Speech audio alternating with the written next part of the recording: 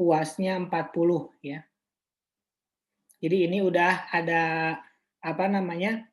Udah ada rumusnya, nanti kalian bisa masukin. Terus nanti di bawah ini atau yang paling kanan ya, ada poin, ini nanti poin bisa menambah nilai akhir.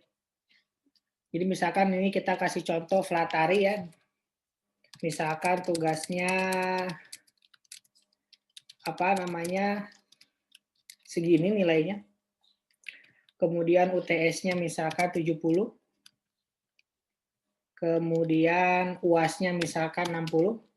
Nilai akhirnya BC ya. Nah, tapi karena Flatari aktif,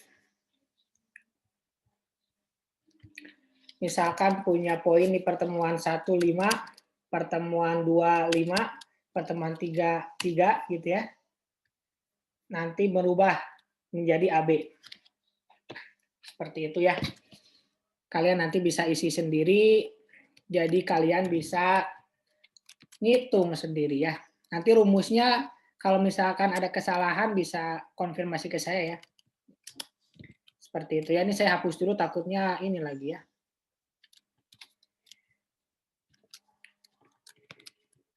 Oke.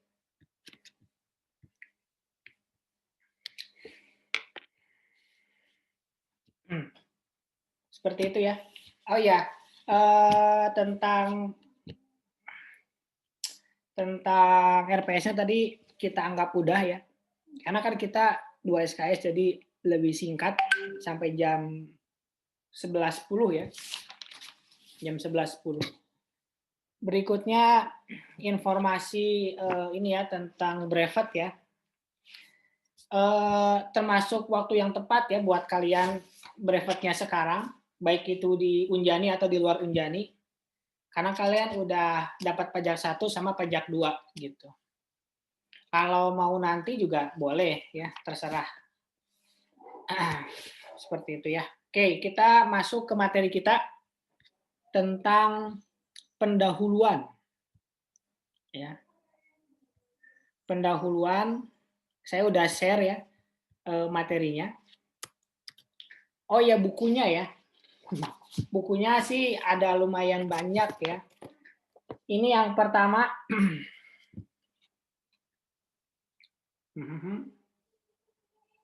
Di RPS ada sih.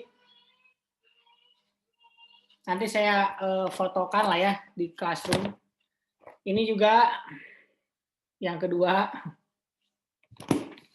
Ini yang ketiga, lumayan tebal, kayak novel. Ini yang keempat. Gitu ya. Jadi ada 4 buku. Tapi kalau misalkan materi pajak internasional, saya kan nulis modul juga. Gitu ya. Saya kirimin ke kalian setiap pertemuannya gitu ya. Kalau misalkan butuh referensi tambahan itu yang saya sebutkan yang ini ya. Cuman 4 ya. Kalian mah seminggu juga beres ya baca buku itu mah. Oke. Kita mulai aja.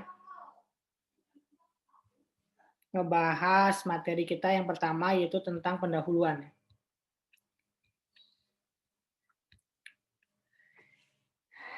Saya minta sambil ngabsen ya, saya ngambil ngabsen secara langsung. Bukan Dea ya, di sini ya.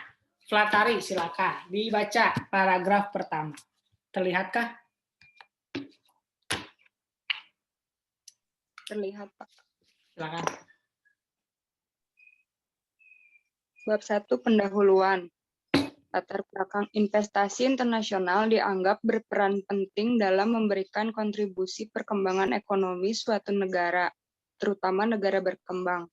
Sehingga tiap negara berlomba-lomba untuk menarik investasi asing ke negaranya. Di banyak negara, perdagangan internasional menjadi salah satu faktor utama untuk meningkatkan GDP atau Gross Domestic Product, yang menjadi salah satu indikator kemakmuran suatu indikator kemakmuran negara.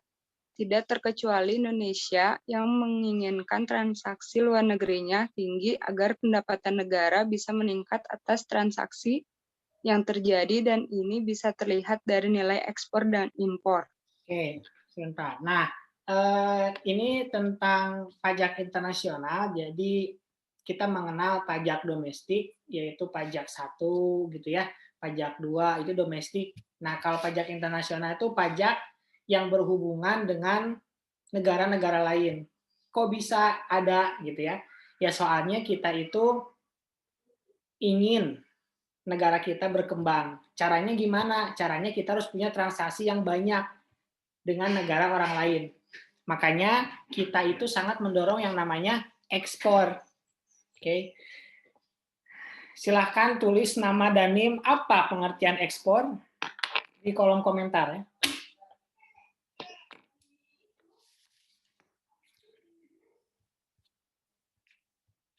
Ntar saya sebut baru bilang ya, baru jawab.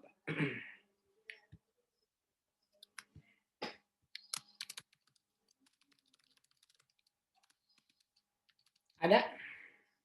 Ada nih, satu. Nada, silakan. Apa pengertian ekspor? Ekspor itu proses transportasi barang atau komoditas suatu negara ke negara lain, ke luar negeri, Pak. Misalkan Indonesia ke Singapura. Jadi kita tuh jual apa beli? Kalau misalkan kita ekspor berarti kita ke luar negeri. Ya kita jualan barang apa beli barang kalau ekspor? Jual. Jual, ya betul ya.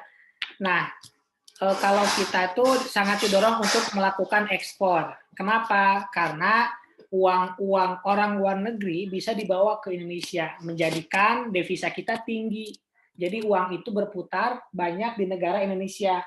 Gitu. Makanya negara-negara maju itu negara-negara yang punya transaksi yang banyak dengan negara lain, kayak Amerika gitu ya, China gitu. Seperti itu. Makanya pajak internasional itu tidak bisa kita hindari. Makanya nih di sini nih kita lihat ada tabel ya dari tahun 2008 sampai 2017. Ini suka bisa suka dijadiin bab 1 pendahuluan latar belakang penelitian juga ya. Dari tahun 2008 sampai 2017 ya, ternyata ekspornya itu cenderung meningkat ya. Yang non migas, kita lihat yang non migas itu cenderung meningkat. Berarti kan non migas itu banyak ya, banyak barang ya. Baik itu barang yang konsumtif gitu kan dan lain sebagainya. Itu yang ekspor, tapi ternyata impor kita juga besar gitu ya, hampir sebanding ya, hampir. Terus kalau yang migas nih, yang migas kita itu ternyata cenderung menurun, aneh ya. Padahal kita itu punya cadangan migas. Migas itu bukan mie gelas ya, tapi minyak dan gas. Gitu ya. Jangan gara-gara sekarang sering hujan gitu ya, tapi mie gelas gitu ya. Bukan ya, migas itu minyak dan gas. Gitu. Jadi ini agak mengkhawatirkan ya, kita punya cadangan minyak yang besar tapi malah ekspornya menurun. Kenapa? Karena kita itu suka mengekspor bahan baku minyak, kemudian kita beli minyak jadi. Jadi kita itu jual cau, beli banana gitu. Kalau cau sama banana kan mahalan mana? Mahalan banana kan? Kenapa? Karena banana itu udah dimodif, entah itu ditambahin ice cream, jadi banana split gitu kan, ditambahin tepung, terus disajikannya di restoran namanya fried banana gitu ya. Mun di urang mah namanya pisang goreng gitu ya. Jadi itu perumpamaan minyak dan gas kita. Jadi kita tuh jual bahan mentah ke Amerika, sama Amerika diolah gitu ya. Kemudian dijual lagi ke kita beli gitu ya. Kan Indonesia ya namanya juga. Kayak gitu. Makanya agak susah buat menghindari yang namanya pajak internasional karena lalu lintasnya itu udah sangat ini banget gitu ya. Oke, kita lanjutkan ke Eca, silakan paragraf yang ini.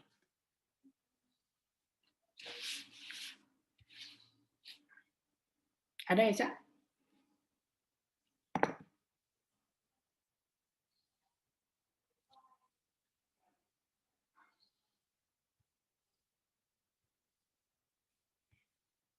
Nggak ada? Nggak ada sinyal katanya, Pak. Oke, Dea, coba. Perkembangan kegiatan ekonomi di era globalisasi yang telah melewati batas-batas yurisdiksi negara menimbulkan permasalahan tersendiri dari sisi perpajakan. Usaha bisnis tradisional atau konvensional mulai digantikan dengan model bisnis elektronik. Pola kompetisi berubah dari pola orientasi kualitas produk ke pola inovatif. Batasan negara secara tradisional mulai pudar dengan adanya kesempatan tanpa batas yang tersedia akibat adanya internet dan pasar elektronik.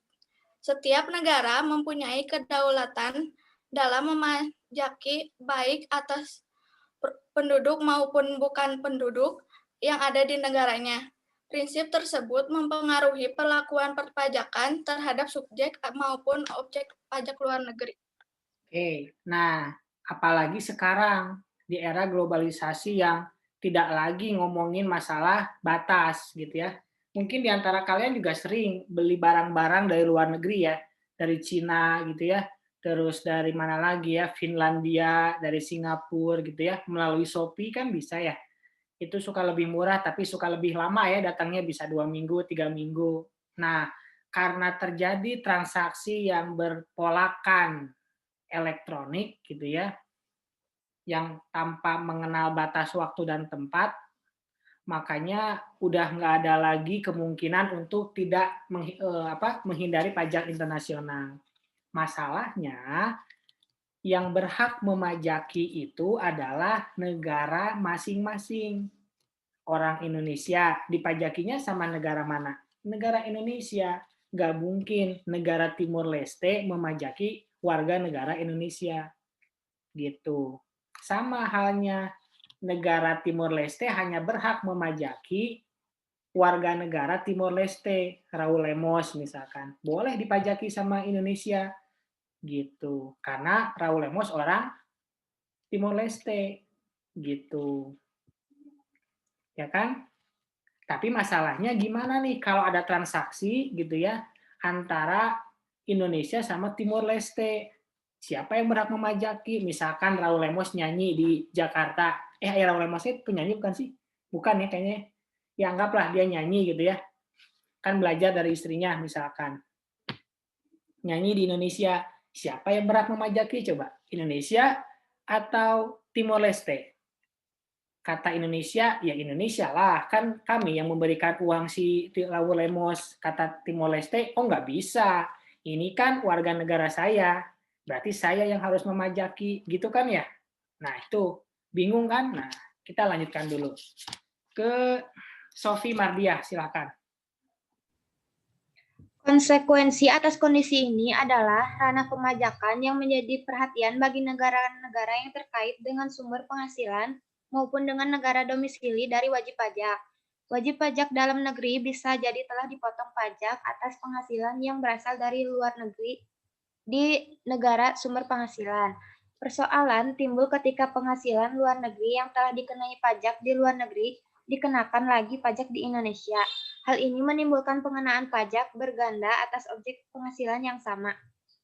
Nah, itu masalah lagi.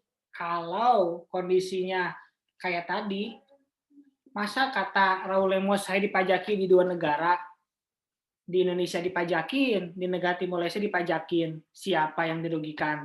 Negara Indonesia atau Timor Leste? Coba Yasinta.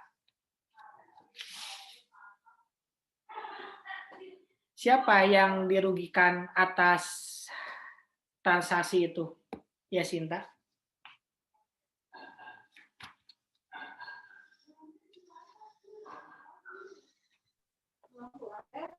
Indonesia. Kenapa Indonesia? Kan Indonesia memajakin.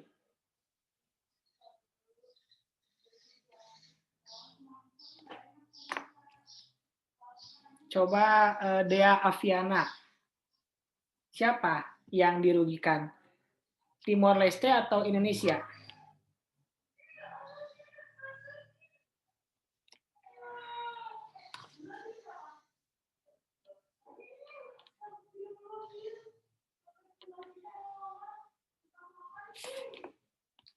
Mana?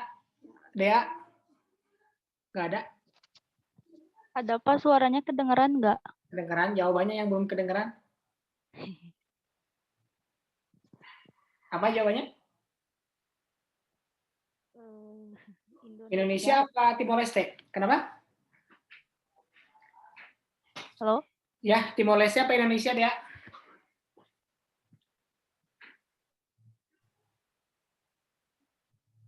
Kamunya ngomong dulu, baru kedengeran. Oh. Indonesia. Indonesia juga, sama kayak Yasinta. Coba Safira. Si Timur Leste-nya bukan, Pak. Kenapa Timor Leste? Karena dianya bayar pajaknya 2 kali. Kan negara kan yang majakin, Indonesia majakin. Oh iya. Timor Leste juga majakin. Jadi Timor Leste ini nggak kena merugikan Timor Leste. Wajib pajaknya. Coba ke Rinda. Pasti salah ya jawabannya, Rinda. Ada Ya, Pak. Gimana jawabannya? Yang dirugikannya Timur Leste, Pak. Kenapa Timor Leste? Karena dia merupakan wajib pajak Timur Leste. Tapi kan dia juga dapat duit dari pajaknya. Kan ambil uang kan? Pajakin ya? Jawaban yang benar dari transaksi Raul Lemos tadi ya, yang dirugikan itu adalah Raul Lemos. Ya kan? Bukan negara Indonesia, bukan negara Timor Leste. Kenapa? Karena negara Indonesia majakin, menguntungkan dong buat negara Indonesia. Terus buat Timor Leste juga menguntungkan. Kenapa? Karena dia itu majakin juga. Yang rugi siapa? Ya Raul Lemos. Harusnya dia itu dapat misalkan 100 juta, dipotong di Indonesia 20 juta, dipotong di Timor Leste 20 juta. Yang harusnya dia dapat 100 juta, dia cuma dapat 60 juta. Rugi dong. Nah, itulah yang disebut sebagai pajak berganda. Makanya di sini nih kata Irwan bilang menimbulkan pengenaan pajak berganda. Apa itu pajak berganda? Pajak yang dikenakan atas objek yang sama di negara yang berbeda. Begitu. Gampang ya? Tahu ya masalahnya? Oh, geningan pajak internasional itu ngomonginnya pajak berganda gitu. Oke, lanjut Malida silakan. Dibaca. Iya, Pak. Kedaulatan negara untuk mengatur aspek internasional dari ketentuan pajaknya dapat saja berbeda dan saling berbenturan dengan negara lainnya, sehingga dapat terjadi saling klaim hak pemajakan terhadap suatu objek pajak maupun subjek pajak yang sama. Untuk itu, perlu dibuat suatu norma pajak internasional sebagai suatu panduan yang berlaku secara umum dan internasional. Norma pajak tersebut pada esensinya mengatur bahwa suatu negara tidak dapat menerapkan klaim hak pemajakan terhadap negara lain apabila tidak terdapat faktor penghubung tertentu atau connecting factor yang dipersyaratkan. Dengan kata lain, klaim hak pemajakan suatu negara terdapat negara lain yang hanya dapat diterapkan apabila terdapat faktor penghubung tertentu dengan negara lain tersebut. Nah, ini karena yang berhak memajaki itu adalah negara, jadi terserah negaranya mau gue pajakin, mau nggak terserah negaranya. Tapi kan jadi berbenturan. Nah, muncul aja yang namanya norma pajak internasional. Apa itu norma pajak internasional gitu ya? Norma pajak internasional ini suatu konsensus gitu ya, suatu konvensi di mana panduan itu disepakati secara umum bahkan secara internasional. inti dari norma pajak internasional itu mengatur siapa yang berhak memotong pajak dari transaksi apabila terjadi seperti transaksi Raul Lemos.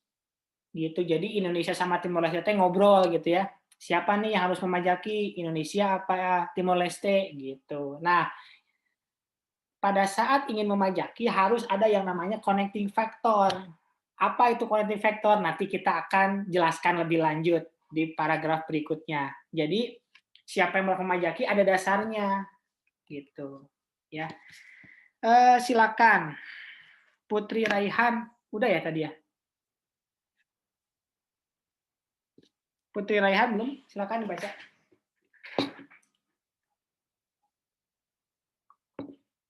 Nggak ada?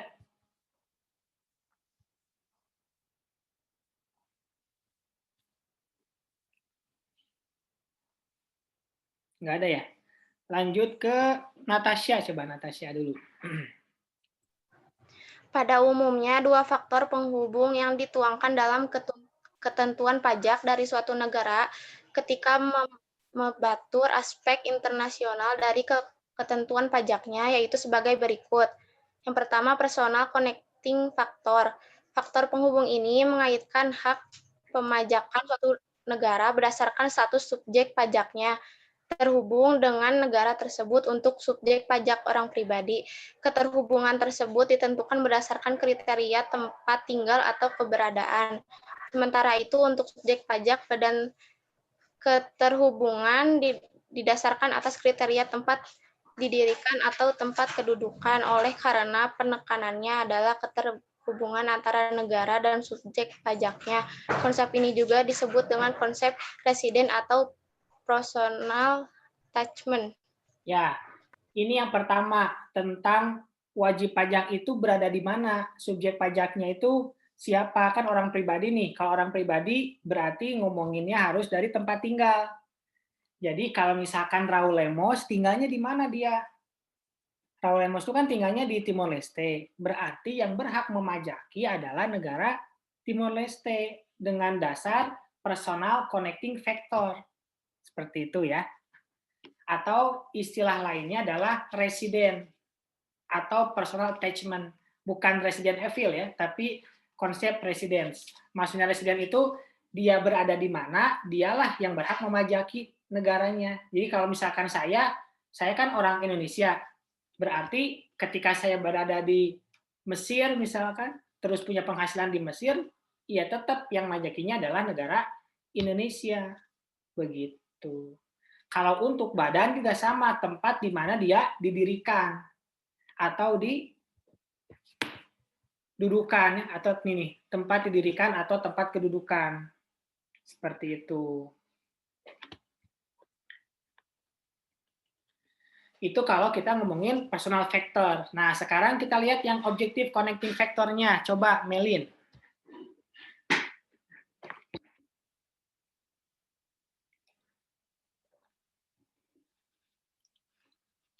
Ada Melin? Tak ada. Kita lanjut ke Wina. Coba Wina. Dua objektif connector factor. Faktor penghubung ini mengaitkan hak pemajakan suatu negara berdasarkan keberadaan aktivitas ekonomi atau objek pajaknya terhubung dengan daerah teritorial suatu negara. Keterhubungan tersebut biasanya ditentukan berdasarkan kriteria sebagai berikut: tempat suatu harta, tempat aktivitas pemberian jasa, tempat kontrak ditandatangani, tempat pembayaran penghasilan berdomisili, atau tempat pembebanan biaya. Oleh karena penekanannya adalah keterhubungan antara negara dan letak objek pajaknya, konsep ini disebut dengan konsep search atau objective attachment dalam cukup. Ya. Nah, berikutnya objective connecting factor. Nah, kalau pakai faktor yang ini dilihat dari di mana dia itu dikenakan atau di mana dia itu mendapatkan penghasilan. Contoh lagi Raul Lemos. Raul Lemos tadi kan nyanyi di Indonesia. Dapat penghasilannya di mana? Di Indonesia. Berarti kalau pakai objective connecting factor, maka yang berhak memajaki adalah negara Indonesia. Kenapa? Karena pertama tempat suatu harta, hartanya di mana? Di Indonesia kan yang dikasihin pemberian jasa nyanyinya di mana? Di Indonesia. Gitu ya. Tempat kontrak ditandatangani ya bisa di Timor Leste, bisa di Indonesia sih kalau ini. Tapi tempat pembayar penghasilan itu di mana? Di Indonesia. Berarti yang berhak memajaki atas penghasilan dari Lau Lemos di Indonesia adalah Indonesia. Nah, kan liar kan? Jadi pakai faktor yang mana nih? Yang personal apa yang objektif? Indonesia, kalau jadi negara Indonesia nih, transaksi Raul Lemos, mendingan pakai yang mana? Personal apa objektif? Kita coba tanya Revita.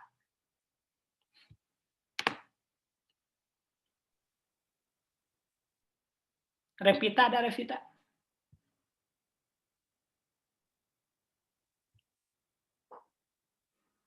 Nggak ada. Kita Dina, coba Dina.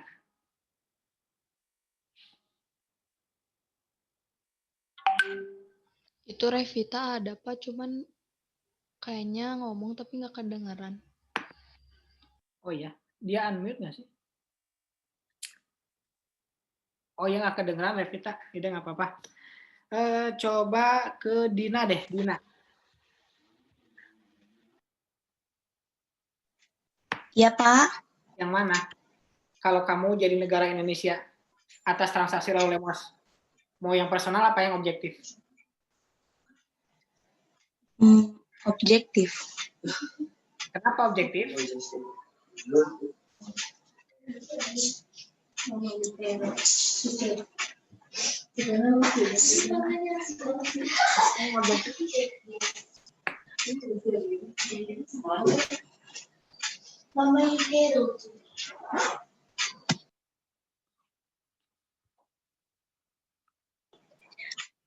Ada Dina?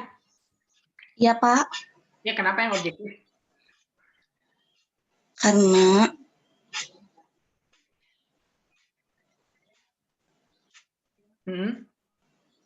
Karena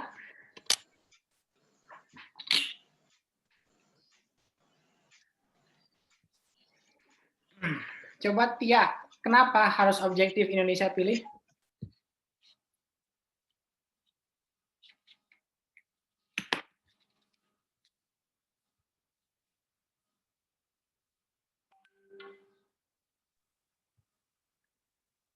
Nggak ada, Tia. Rahayu.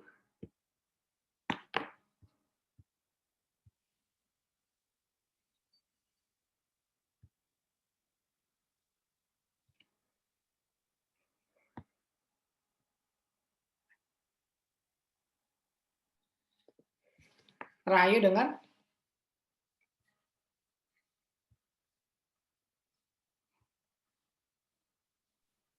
Iya, Pak. Kenapa?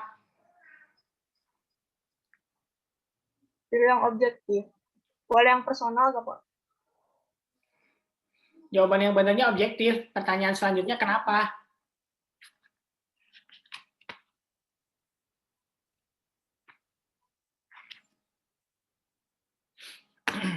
Kenapa? Karena tempat suatu harta, tempat aktivitas pemberian jasa, tempat kontrak yang ditandatangani, tempat pembayar penghasilan berdomisili di Indonesia, Pak. Secara umum. Jawabannya kenapa Indonesia pilih yang objektif? Karena kalau pakai objektif yang berhak memajaki adalah negara Indonesia. Negara Indonesia. Ya itu jawabannya ya, bukan dibaca lagi ininya ya. Gitu. Oke, lanjut ke Irma, silakan. Dalam membuat kebijakan pajak suatu negara, khususnya kebijakan yang berkaitan dengan penghindaran pajak berganda internasional, menurut Brian J. Arnold, dalam bukunya berjudul The Taxation of Controlled Foreign Corporation harus memenuhi syarat 1. Keadilan atau equity.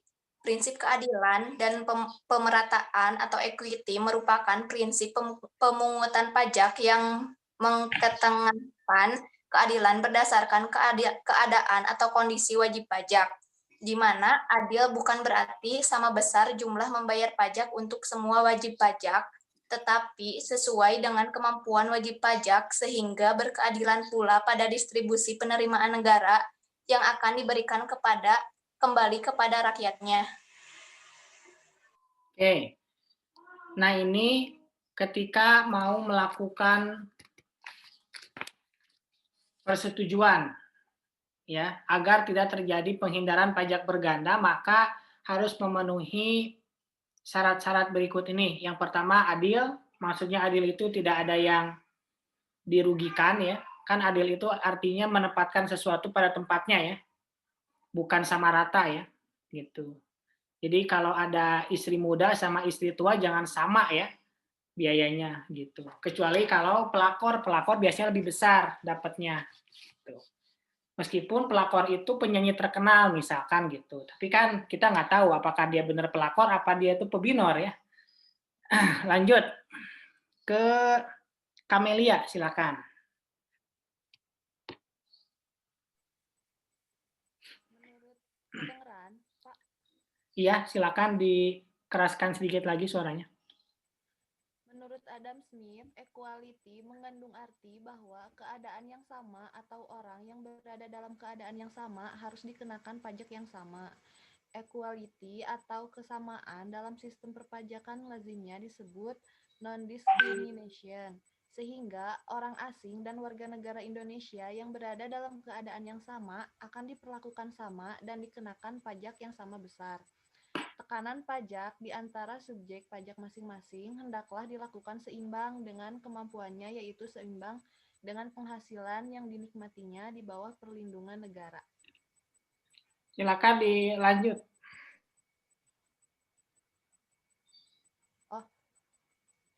Era Seligman yang merumuskan prinsip-prinsip pemungutan pajak yaitu fiskal, administratif, ekonomik, dan etikal menyebutkan bahwa equality adalah persamaan dalam perpajakan.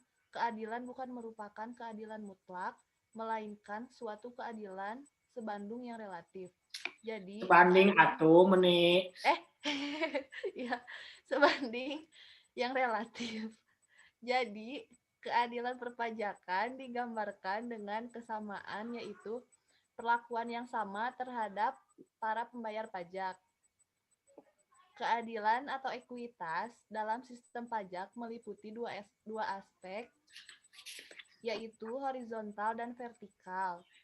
Keadaan horizontal yaitu menyangkut ekualitas atau kesamaan perlakuan pemajakan antar orang yang berada dalam keadaan atau kemampuan pajak yang sama.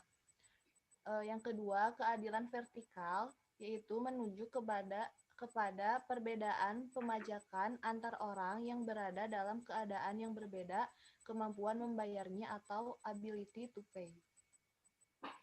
Sedikit lagi sampai ke sini. Beberapa aspek ekualitas pemajakan antara lain: 1. Status wajib pajak atau ekualitas WPDN WPLN. Yang kedua, natur wajib pajak atau ekualitas orang pribadi badan. Yang ketiga, cakupan geografis sumber atau ekualitas domestik sampai mancanegara atau global. Yang keempat, perangkat usaha yaitu ekualitas cabang sampai anak perusahaan. Dan yang kelima, alokasi penerimaan pajak, yaitu ekualitas negara sumber atau domisili. Oke, kita lanjutkan ya. Masalah tentang equity atau keadilan atau kesamaan. Jadi tadi pengertian adilnya udah disebutkan, kemudian Adam Smith ya bilang lagi kalau misalkan harus sama. Jadi harus ada tarif ya. Jadi kalau misalkan penghasilannya gede, tarifnya juga harus gede gitu ya. Makanya kita mengenal namanya tarif pajak. Kenapa tarif gitu ya? Karena kalau semakin besar penghasilan, semakin besar juga pajaknya. Kalau misalkan dipajakin, misalkan setiap transaksi 10 juta, kasihan yang transaksinya 5 juta ya, malah jadi tekor. Itu namanya equality. Kemudian dijelasin lagi, equality itu ada yang horizontal, ada yang vertikal. Kalau horizontal itu harus sama ya. Tadi saya udah jelaskan antara kemampuan pajaknya harus sama. Jadi kalau misalkan kalian beli barang 10.000, pajaknya 1.000. Kalau kalian mampu ngeluarin 11.000, berarti pajaknya harus sama 1.000 juga gitu. Kemudian yang kedua, keadilan vertikal yang menunjuk kepada perbedaan pemajakan dengan keadaan yang berbeda kemampuan membayarnya, seperti orang yang menikah, ya. Orang yang menikah sama orang yang tidak menikah itu beda pajaknya. Apa yang membedakannya? Silakan tulis nama dan NIM-nya ya untuk menjawabnya. Apa yang membedakannya? Kenapa yang menikah sama tidak menikah itu beda pajaknya? Apa yang membedakannya sih? Silakan, Diani. Iya Pak, yang membedakannya karena PTKP-nya beda. Ya betul. Jadi pajak jadi penghasilan kena pajaknya juga beda. Ya, jawabannya betul ya, PTKP-nya. Pertanyaan berikutnya nih, siapa yang mau coba yang jawab? Terus kalau misalkan PTKP untuk seorang laki-laki menikah anaknya 2, berapa PTKP-nya ya? Irma, silakan. Untuk laki-laki yang menikah dan mempunyai 2 orang anak, berarti PTKP-nya untuk diri sendiri 54 juta, tambahan menikah 4.500.000 dan tambahan 2 tunjangan 9 juta. Jadi totalnya, bentar Pak.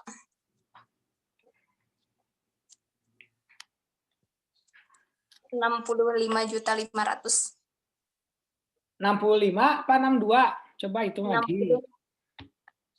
67.500. Ya, betul ya, 67.500. Nah, begitu ya. Jadi itu yang membedakan kemampuan membayar orang yang menikah dengan memiliki 2 orang anak kan berbeda dengan yang belum menikah. Seperti itu, makanya harus dilihat. Yang pertama, ini status wajib pajaknya, gitu kan, yaitu WPLN atau WPDN. Soalnya ada tarif yang berbeda. Kalau WPDN itu tarifnya yang sesuai sama pasal 17 Undang-Undang PPH yang 5%, 15, 25 sama 30. Kalau WPLN itu pakai tarifnya yang pasal 26 ya, 15%, seperti itu. Kemudian kita harus lihat juga wajib pajak itu orang pribadi atau badan. Kalau orang pribadi kan tarifnya paling kecilnya 5%. Kalau badan paling kecilnya berapa? Oke, siapa yang mau coba jawab? Silakan. Berapa tarif pajak untuk badan yang paling kecil?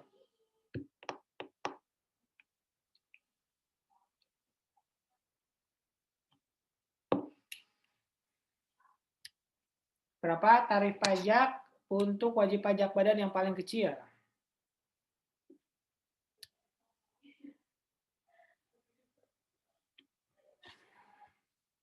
Ya, oh nggak ada.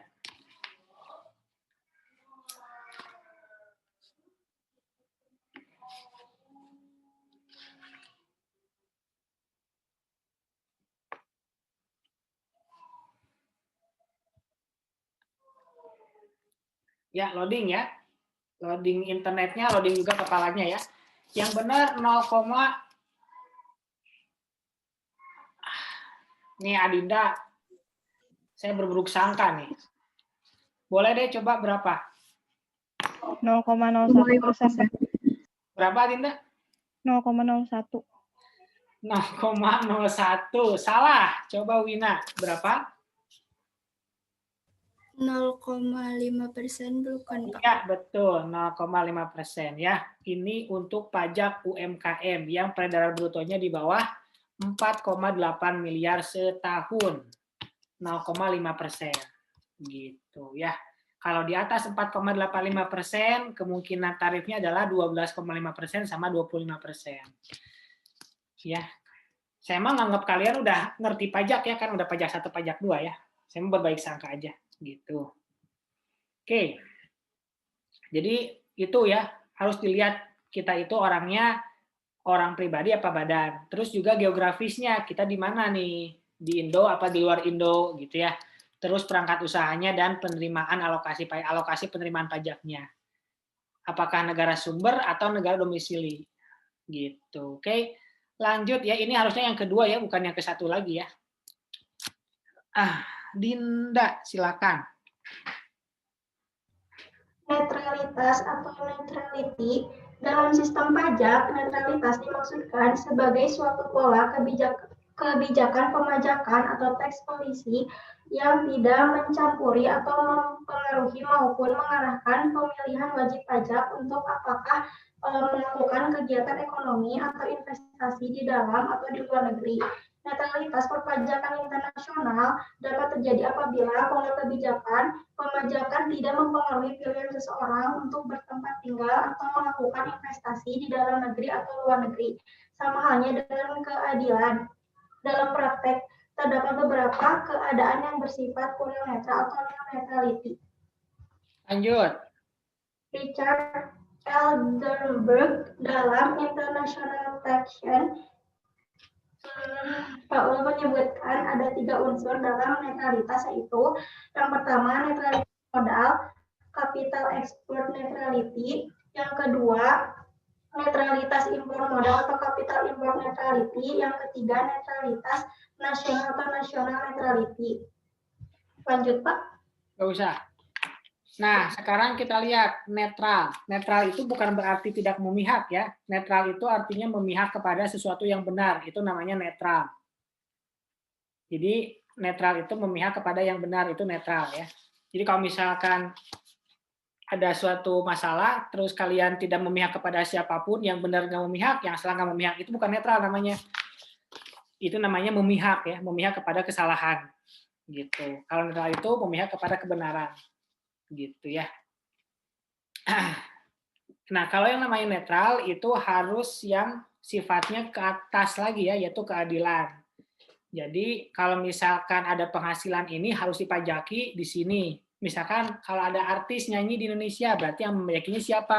Sesuai kesepakatan. Berarti kalau misalkan ada artis Indonesia yang ada di Singapura, sama. Berarti yang mepajakinya adalah negara Singapura. Jangan mau gedenya doang gitu ya. Itu namanya netralitas. Oke.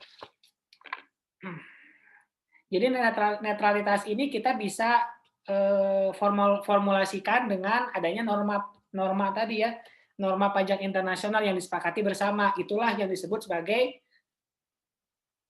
apa namanya standar kebenaran. Jadi netral itu adalah mengacu ke kebenaran. Kebenaran itu berasal dari norma pajak internasional gitu. Lanjut tentang penerimaan. Ajeng Firliana.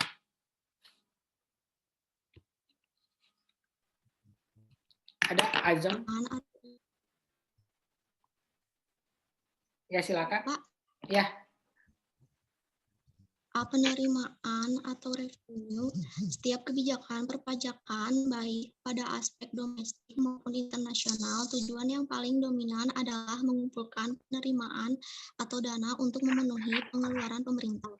Sehubungan dengan arus penghasilan atau transaksi internasional, kebijakan pajak diandalkan agar dapat memperoleh penerimaan pajak dari penghasilan luar negeri yang diterima atau diperoleh WPDN dan penghasilan domestik yang diterima atau diperoleh WPLN.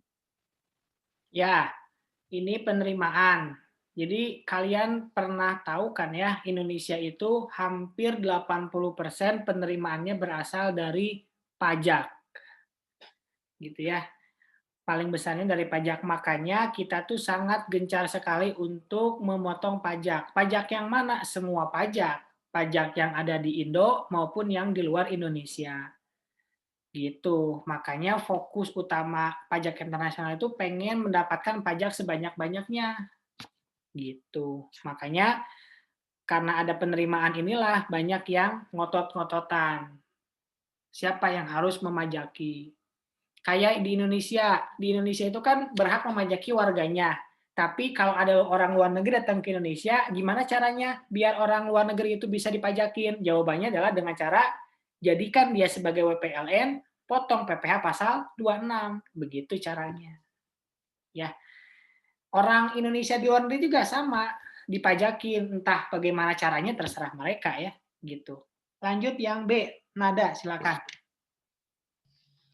Selanjutnya, pertimbangan administrasi dan kepatuhan atau administrative compliance. Artinya, setiap kebijakan perpajakan tidak dapat melupakan diri dari kegiatan administrasi serta kepatuhan masyarakat. Sementara masyarakat diharapkan untuk dapat mematuhi kewajiban perpajakannya dengan baik. Administrasi pajak yang bertanggung jawab terhadap pengadministrasian, penagihan, dan penegakan hukum atau law enforcement harus dapat melaksanakan fungsi tersebut secara efektif. Karena menyangkut dimensi ruang yang lebih luas dari investasi domestik, kompleksitas dan disparitas ketentuan perpajakan dari 2 atau lebih negara, praktik akuntansi, dan kesulitan bahasa dapat menurunkan tingkat kepatuhan wajib pajak. Aspek administrasi, kesulitan untuk memperoleh informasi yang lengkap, dan benar menambah kompleksitas administrasi pajak. Berbagai negara telah mencoba memberikan insentif investasi melalui tarif-tarif yang menjanjikan, kebijakan investasi domestik, klausul treaty yang menarik, percepatan dan mekanisme sengketa pajak yang lebih mudah, mekanisme pengkreditan pajak, dan lain-lain. Oke, nah ini yang jadi masalah lagi bagi wajib pajak yang berada di luar negeri. Kita tuh bukannya nggak mau bayar pajak, tapi kok di luar negeri itu ribet ya bayar pajaknya gitu. Nah, karena itu negara sumber itu menjadi masalah. Loh kok saya nggak dapat pajaknya gitu. Ternyata yang jadi masalah itu dianya sendiri. Kok ribet gitu mau bayar pajak, mau lapor pajaknya gitu. Makanya ya buat kalian yang tertarik sama pajak itu jadi peluang ya. Kalau misalkan akuntansi itu bisa digantikan oleh orang luar negeri. Karena akuntansi kan pakai standarnya internasional kan.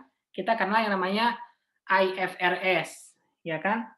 IFRS itu setiap orang yang bisa bahasa Inggris, memahami IFRS bisa, mau di Indonesia, mau di Brunei, mau dimanapun bisa. Jadi banyak pesaingnya.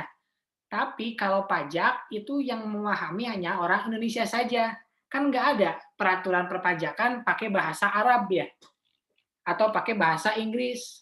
Kalau pakai bahasa Arab nanti jatuhnya ngaji kan ya, gitu.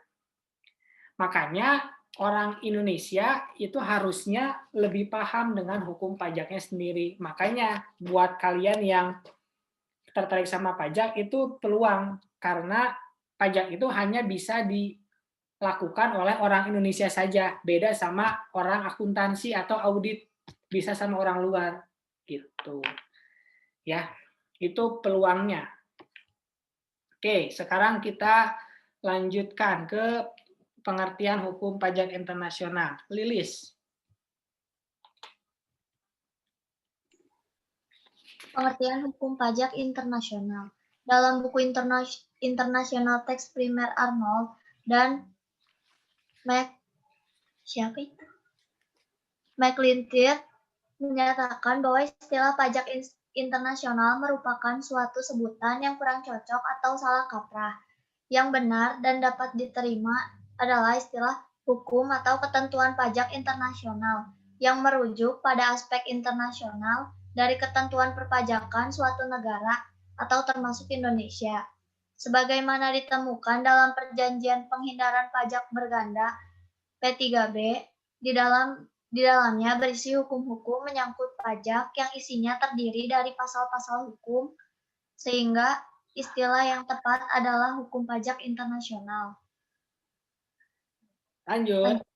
Iya. Pengertian tentang hukum pajak internasional menurut sejumlah pakar perpajakan internasional adalah sebagai berikut. Yang pertama dari Profesor Dr. P.J.A. Adriani, suatu kesatuan hukum yang mengupas suatu persoalan yang diatur dalam undang-undang nasional mengenai pemajakan terhadap orang-orang luar negeri, peraturan-peraturan nasional untuk menghindarkan pajak berganda, dan traktat-traktat. Adriani menekankan bahwa sebenarnya hukum pajak internasional merupakan hukum pajak nasional yang di dalamnya mengatur pengenaan pajak terhadap orang asing. Yang kedua ada Rosendorff. Hukum pajak internasional adalah keseluruhan dari hukum pajak nasional dari semua negara. Yang ketiga, Dr. P. Verloren van Temat. Keseluruhan norma-norma atau kebiasaan atau traktat internasional yang membatasi kedaulatan suatu negara dalam soal pajak.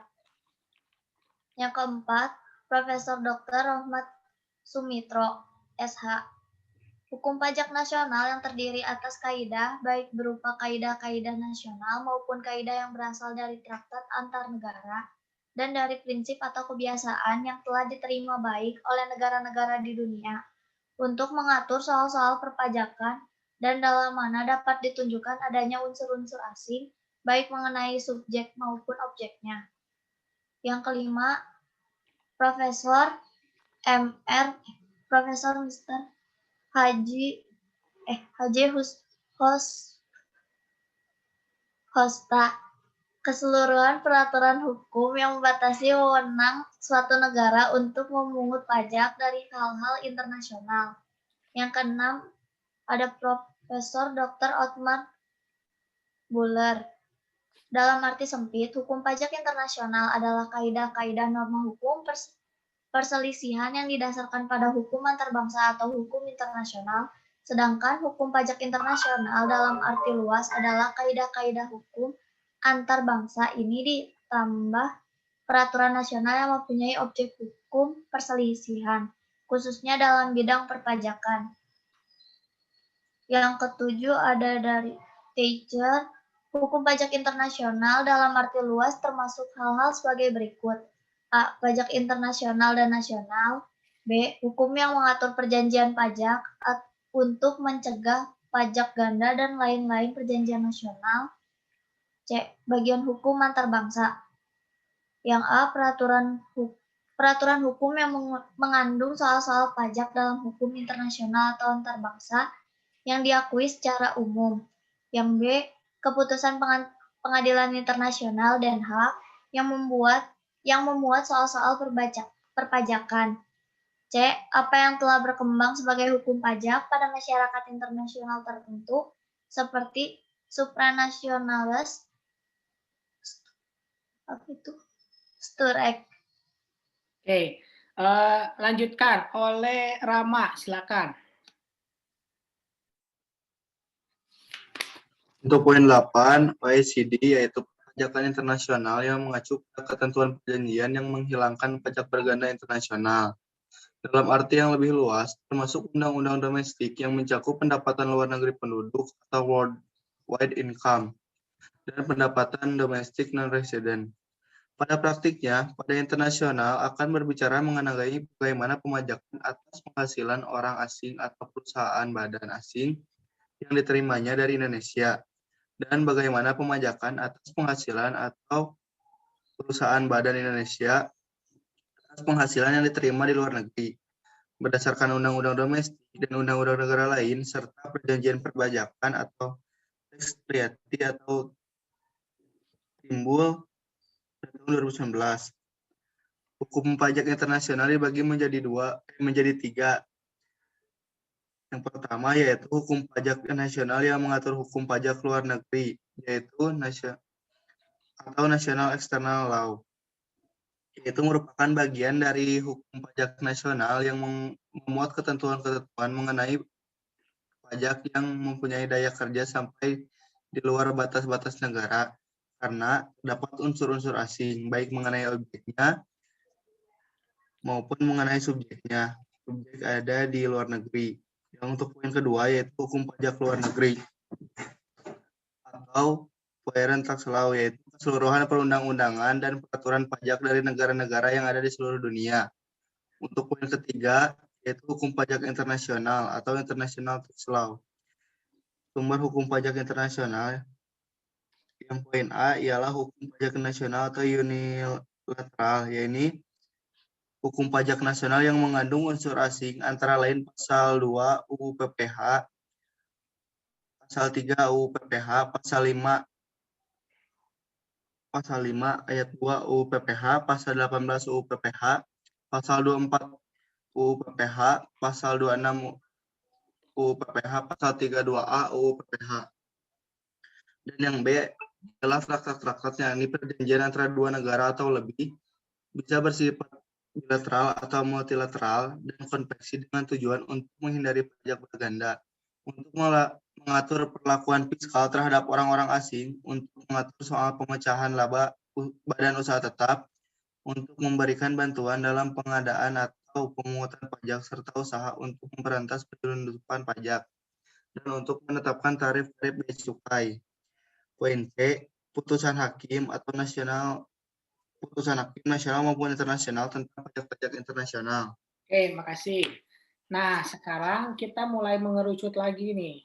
Kita udah tahu kenapa ada pajak internasional. Jawabannya karena adanya transaksi internasional. Kenapa ada transaksi internasional?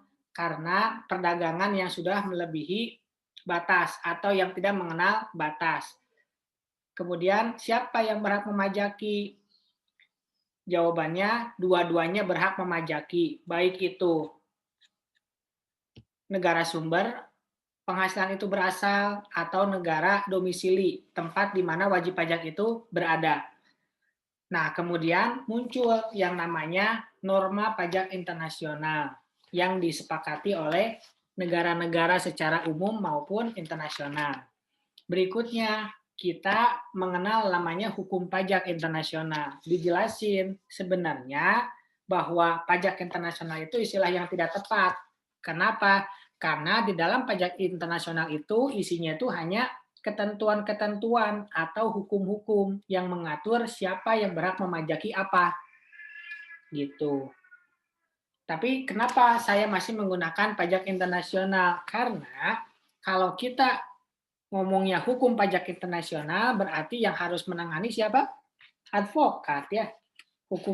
Kalau hukum kan berarti orang hukum. Kalau pajak internasional yang menangani siapa? Orang pajak. Gitu. Makanya biar lapak saya nggak diambil, istilahnya kita pertahankan pajak internasional. Kenapa? Karena isi dari pajak internasional itu adalah pajak yang didasari oleh hukum.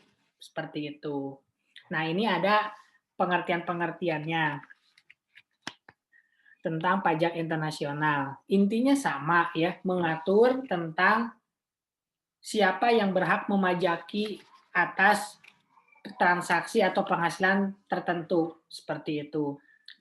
Tapi disepakati oleh negara, baik itu negara secara keseluruhan atau negara yang melakukan transaksi. Nanti kita kenal yang namanya P3B. Ya, nanti kita mengenal adanya P3B. Pertanyaan berhadiah poin. Apa itu OECD? Kepanjangannya. Silakan tulis nama dan NIM.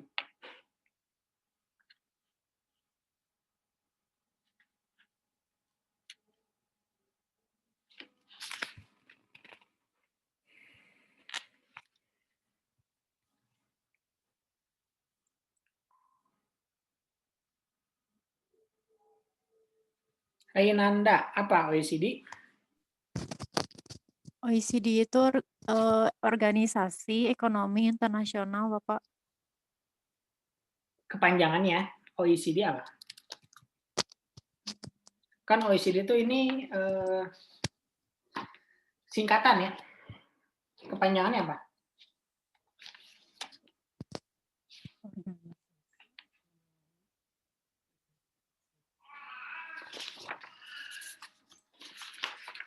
Rinda, coba Rinda. Ya, Pak. Organization for Economic Cooperation and Development. Ulangi lagi. Organization for Economic Cooperation and Development. Ya, itu ya, itu OECD. OECD itu kumpulan negara-negara maju ya. Jadi nanti kita akan mengenal ada UN, United Nations, ada yang OECD. Nantilah. Oke. Pertanyaan berikutnya, Apa kepanjangan dari P3B? Silakan tulis nama dan NIM-nya.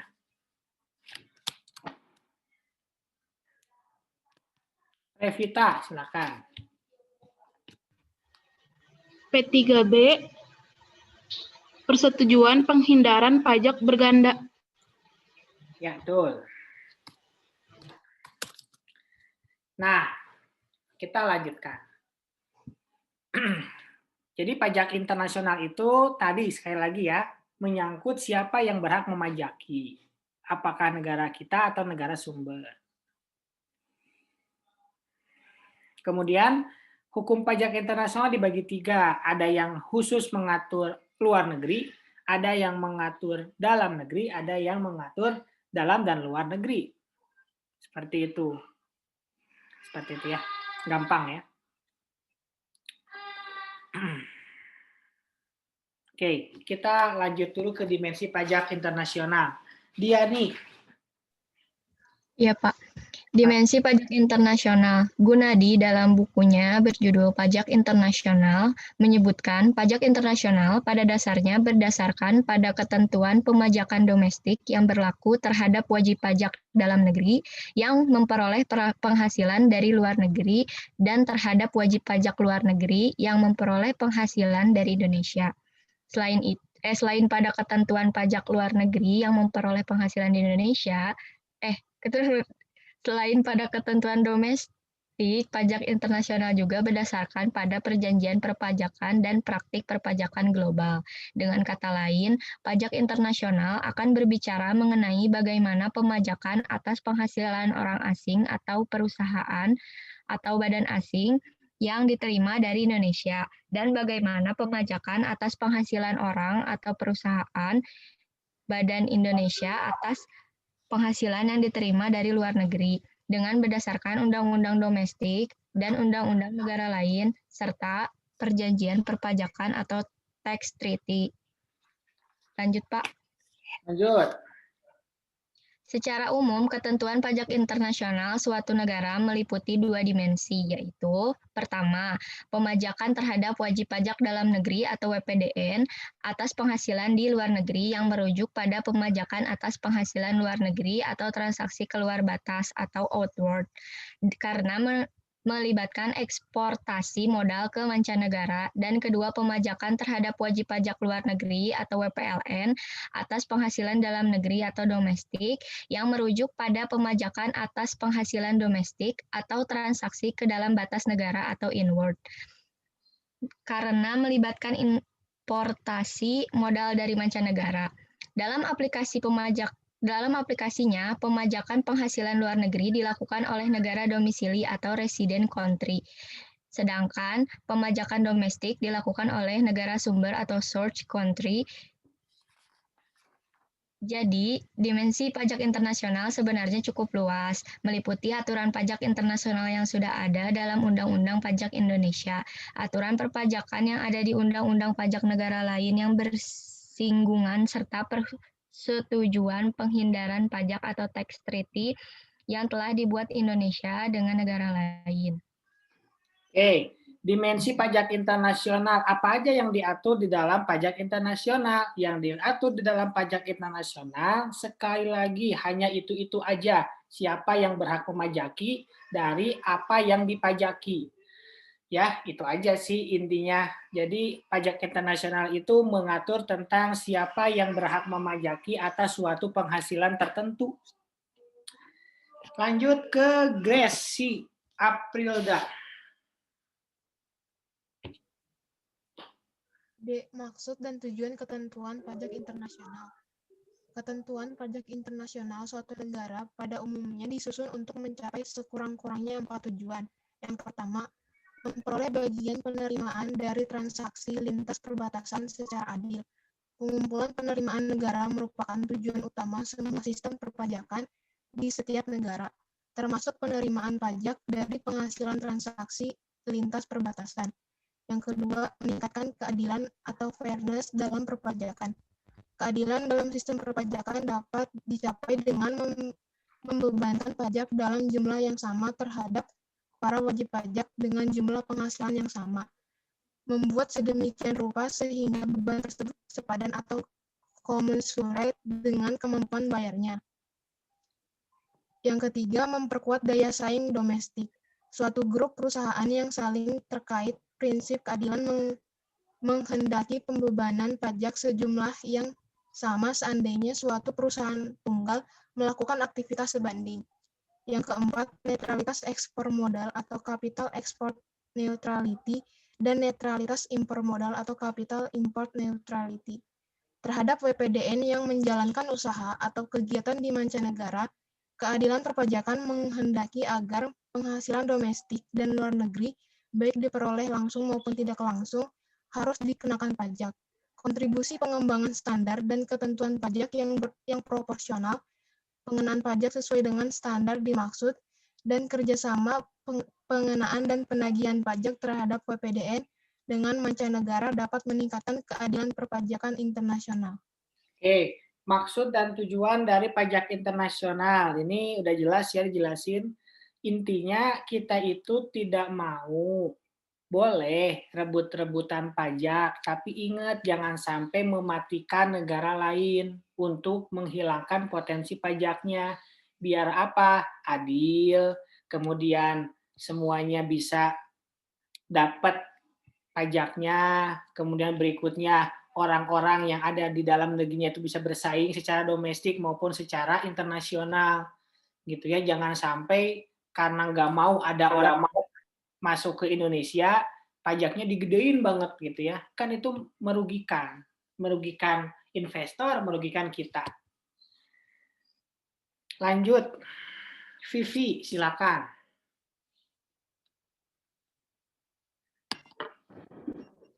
Yaitu mengenai kedudukan tax treaty di hadapan UU Pajak Penghasilan Indonesia dengan tujuan menghilangkan pengenaan pajak berganda internasional dan mencegah terjadinya penghindaran pajak atau tax avoidance, diperlukan suatu perjanjian perpajakan dengan negara lain.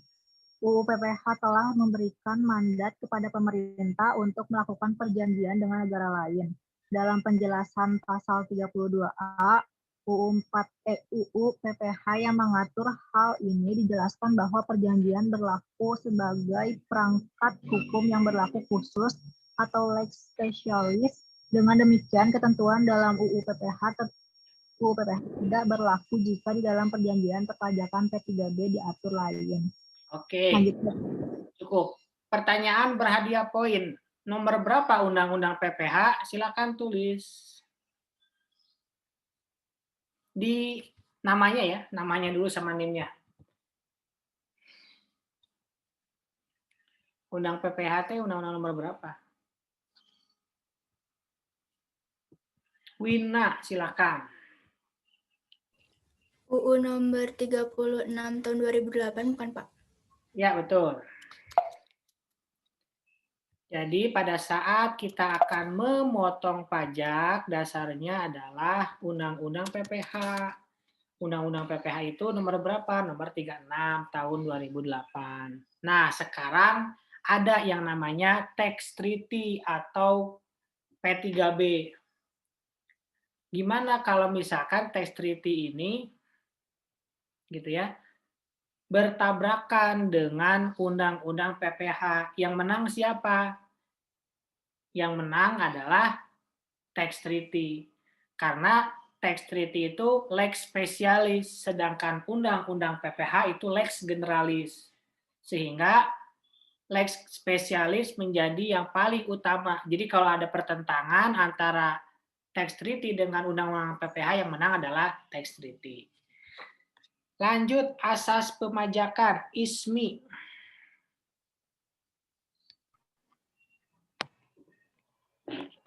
Asas pemajakan. Profesor Rohmat Sumintro menyebutkan dalam bukunya berjudul Persetujuan Penghindaran Pajak Berganda, sebuah pengantar. Asas pemajakan terdiri atas, pertama, asas domisili. Pengenaan pajak tergantung pada tempat tinggal atau domisili wajib pajak. Wajib pajak tinggal di suatu negara, maka negara itulah yang berhak mengenakan pajak atas segala hal yang berhubungan dengan objek yang dimiliki wajib pajak, yang menurut undang-undang dikenakan pajak. wajib pajak dalam negeri maupun luar negeri yang bertempat tinggal di Indonesia, maka dikenakan pajak di Indonesia atas seluruh penghasilan yang diperolehnya, baik penghasilan yang diterima dari dalam negeri maupun dari luar negeri di Indonesia.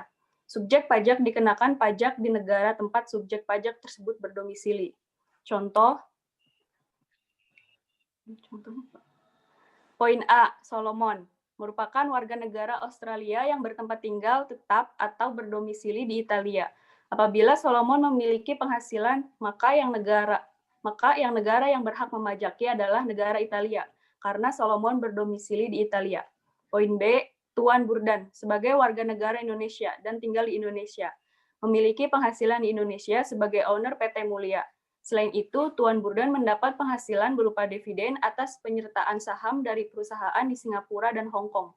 Maka berdasarkan asas pengenaan pajak, yaitu asas domisili, Indonesia mengenakan pajak atas seluruh penghasilan yang diterima dan diperoleh Tuan Burdan, yaitu atas penghasilan berupa gaji maupun dividen. Yang kedua, asas sumber. Cara pemungutan pajak yang bergantung pada sumber di mana objek pajak diperoleh. Tergantung di negara mana objek tersebut diperoleh. Jika di suatu negara terdapat suatu sumber penghasilan, negara tersebut berhak memungut pajak tanpa melihat wajib pajak itu bertempat tinggal, baik wajib pajak dalam negeri maupun luar negeri yang memperoleh penghasilan yang bersumber dari Indonesia, akan dikenakan pajak di Indonesia. Subjek pajak dikenakan pajak berdasarkan di mana sumber penghasilan berasal. Contoh, poin C, lanjutan contoh sebelumnya. Solomon menjual jasanya sebagai auditor untuk mengaudit laporan keuangan PT Ultrajaya yang berada di Indonesia. Maka yang berhak memajaki adalah negara Indonesia, karena penghasilan yang didapatkan oleh Solomon berasal dari Indonesia. Poin D, yaitu Tuan Arnold, adalah warga negara Amerika yang tinggal di New York selama tahun 2019 memperoleh penghasilan dari Indonesia berupa dividen atas penyertaan saham dari perusahaan di Indonesia. Maka atas penghasilan yang diterima Tuan Arnold berupa dividen tersebut dikenakan pajak penghasilan oleh negara Indonesia. Yang ketiga, asas kewarganegaraan atau asas kebangsaan. Cara yang berdasarkan kebangsaan menghubungkan pengenaan pajak dengan kebangsaan dari suatu negara. Asas kebangsaan atau asas nasional adalah asas yang menganut cara pemungutan pajak yang dihubungkan dengan kebangsaan dari suatu negara. Cara ini menurut R. Santoso, Broto Djiharjo dipergunakan untuk menetapkan pajak objektif. Dalam asas ini, yang menjadi landasan pengenaan pajak adalah status kewarganegaraan dari orang atau badan yang memperoleh penghasilan. Berdasarkan asas ini, tidaklah menjadi persoalan dari mana penghasilan yang akan dikenakan pajak berasal. Seperti halnya dalam asas domisili sistem pengenaan pajak, berdasarkan kewarganegaraan ini dilakukan dengan cara menggabungkan asas kewarganegaraan dengan konsep pengenaan pajak atas worldwide income. Subjek pajak dikenakan pajak berdasarkan pada status kewarganegaraan seseorang. Contoh, poin E, meskipun penghasilan Solomon berasal dari Indonesia dan berdomisili di Italia, yang berhak memajaki adalah Australia karena Solomon merupakan warga negara Australia. Poin F, Fiskus Belanda selama Perang Dunia II pernah memungut pajak pendapatan dari semua orang berkebangsaan Belanda, juga yang bertempat tinggal di luar Belanda. Asas kebangsaan secara negatif muncul dalam bentuk pajak bangsa asing di Indonesia, yang mewajibkan umumnya setiap orang yang bukan kebangsaan Indonesia yang bertempat tinggal di Indonesia membayar pajak. Poin 4, yaitu asas campuran. Subjek pajak dikenakan pajak berdasarkan campuran dari beberapa asas yang telah dibahas sebelumnya. Poin 5, asas teritorial. Subjek pajak dikenakan pajak atas penghasilan yang diperoleh di wilayah teritorial suatu negara. Contoh, Solomon mengaudit PT Ultrajaya yang berada di cabang negara Malaysia, sehingga yang berhak memajaki Solomon adalah Malaysia, karena aktivitas yang dilakukan berada di teritorial Malaysia. Cukup. Coba lanjutkan, Reinanda. Iya Bapak, mohon maaf tadi sempat keluar, tadi nyampe mana ya Pak bacanya? Baru masuk lagi soalnya. Yang ini? Yang perbedaan. Betul. Perbedaan asas yang dipergunakan di setiap negara akan menimbulkan masalah, yaitu munculnya pajak berganda internasional atau international double taxation, di mana seseorang bisa dipajaki lebih dari satu kali untuk penghasilan yang sama. Jika hal ini dibiarkan, maka akan berdampak kepada terhambatnya kegiatan ekonomi, terutama yang melibatkan transaksi antar negara. Persoalan lain setelah berbeda-beda asas yang digunakan oleh setiap negara, yaitu munculnya ketidaktahuan wajib pajak dalam menentukan perlakuan PPh atas penghasilan yang dibayarkan kepada wajib pajak luar negeri yang memiliki tax treaty dengan Indonesia dengan yang tidak. Jenis PPh mana yang harusnya dipotong? Apakah PPh 26, PPh 23 atas BUT atau PPh pasal 4 ayat 2? Selain itu, dalam menentukan batasan tarif pajak yang akan diterapkan dipengaruhi dengan perjanjian penghindaran pajak berganda antar kedua negara yang melakukan transaksi bisnis. Oke, cukup. Permasal Tira.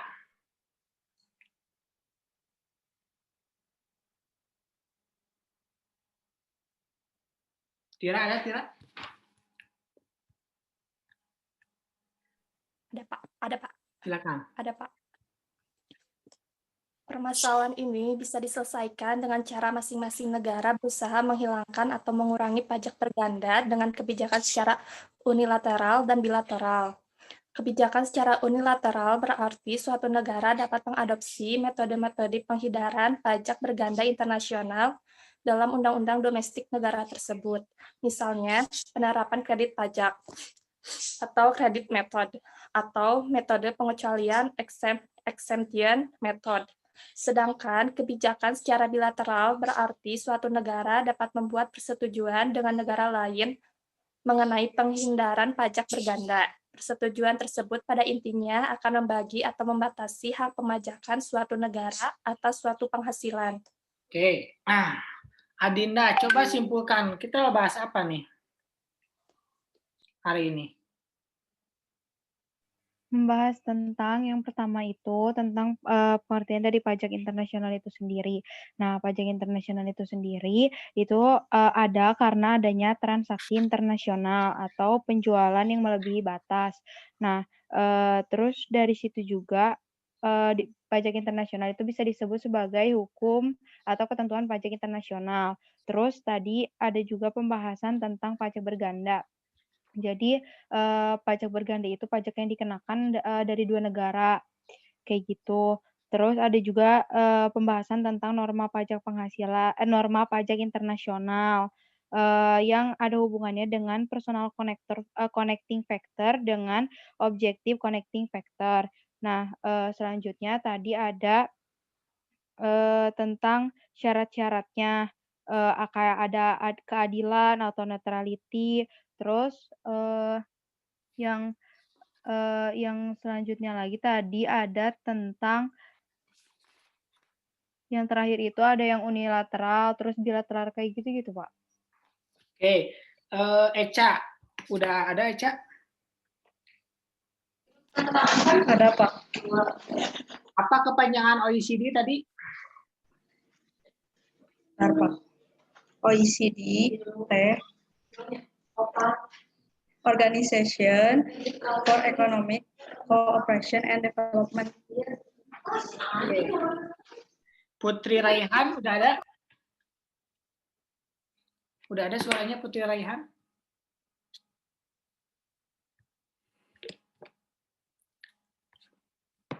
Putri Raihan nggak ada? Nggak ada ya? Coba Tia Sulastri.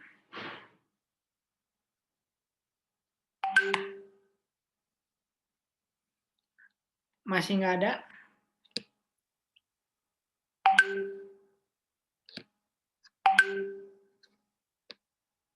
Tia Sulastri nggak ada?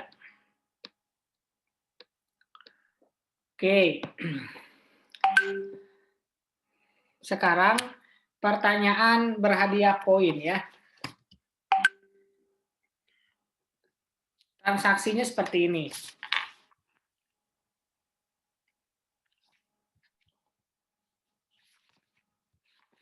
Transaksinya seperti ini. Misalkan Tatang ya. Tatang ini warga negara Indonesia punya penghasilan di Malaysia. Kalau yang memajakinya adalah negara Indonesia, itu namanya asas apa? Silakan ditulis ya namanya ya.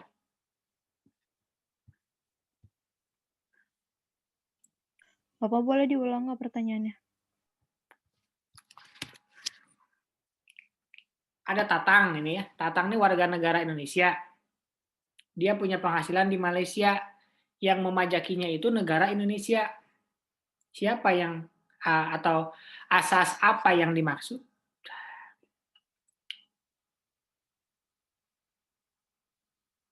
Irma, silakan.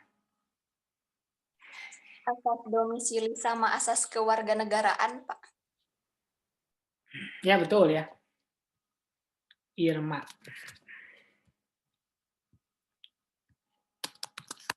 Oke, lanjut ya. Kalau misalkan tadi ya masih kasus Tatang, kalau misalkan yang memajakinya adalah negara Malaysia, asas apa itu?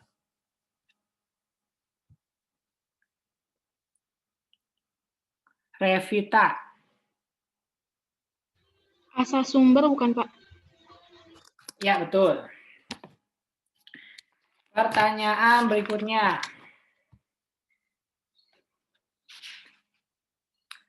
Apa bedanya asas domisili sama asas... Bentar ya, saya garisin dulu sih lupa. Asas domisili sama asas kewarganegaraan, bedanya apa?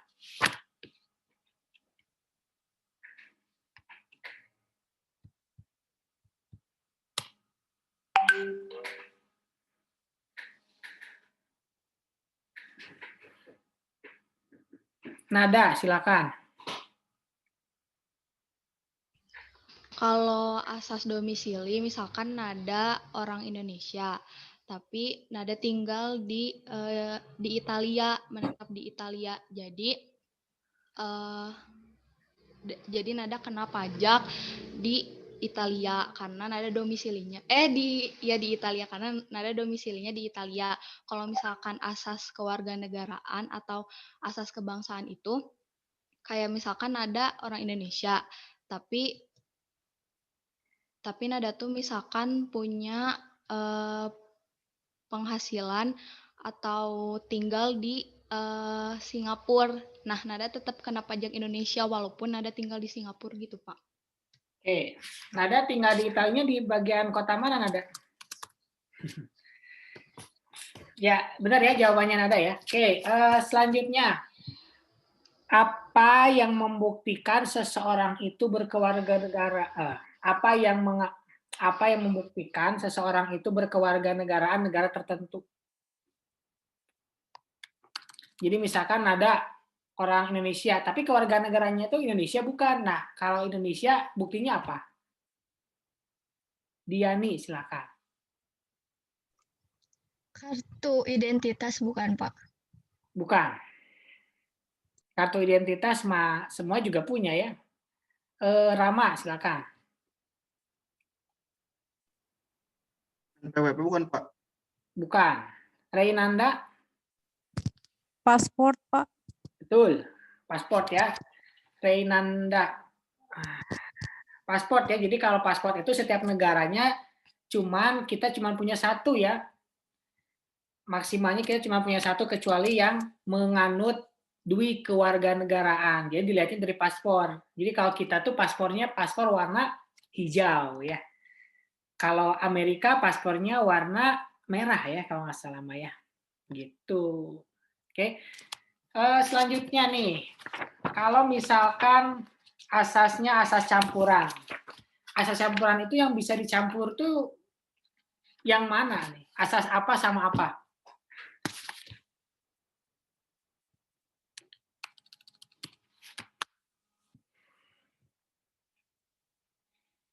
Vivi, silakan. Jadi asas campuran teks kan asas yang kayak misalnya asas domisili sama asas kewarganegaraan gitu.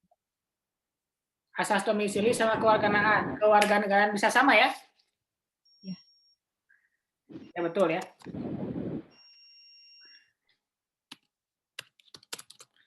Oke, selanjutnya ya. Asas teritorial nih. Asas teritorial. Kalau misalkan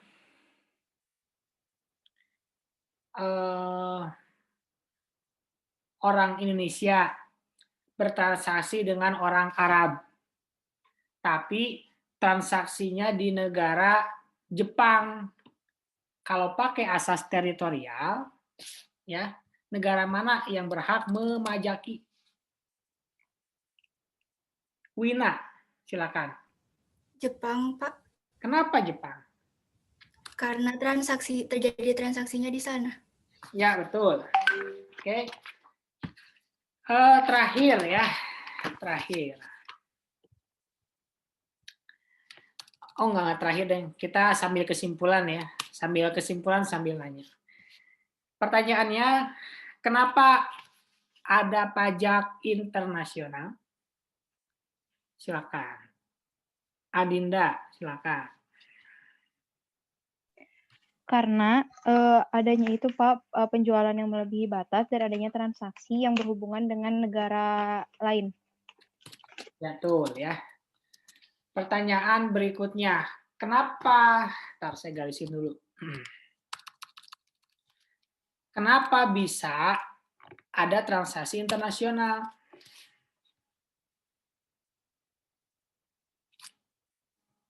Rama. Karena adanya transaksi Pak, ekspor dan impor. Coba ulangi.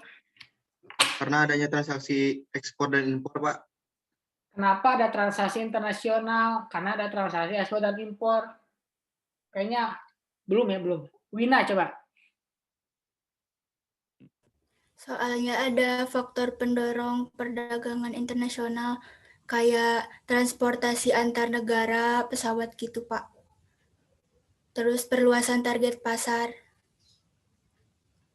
Kenapa ada transaksi internasional? Karena ada apa tadi? Transport internasional. Transportasi antar negara kayak pesawat gitu, Pak. Kan saling menguntungkan. Terus ada perluasan target pasarnya. Karena ada, jadi kalau misalkan nggak ada yang ngirimin, nggak akan terjadi transaksi gitu.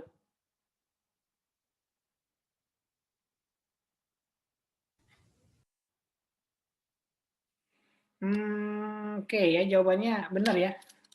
Benar juga ya. Kalau misalkan nggak ada JNE, nggak mungkin, nggak ada yang ngirimin, nggak akan ada transaksi ya.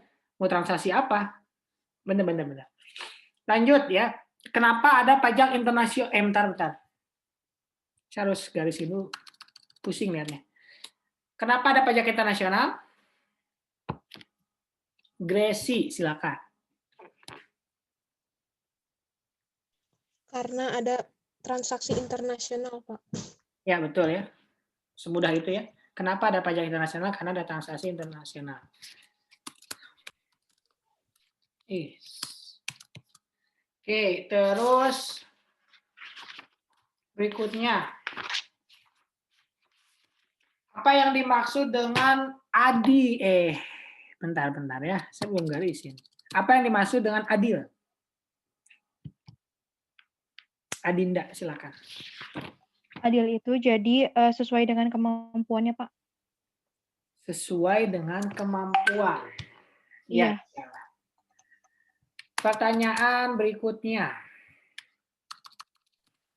Apa yang dimaksud dengan netral? Diani, silakan. Netral adalah memihak terhadap kebenaran. Ya, betul. Berikutnya, jika terjadi pertentangan antara undang-undang dan tax treaty, mana yang didahulukan? Aduh.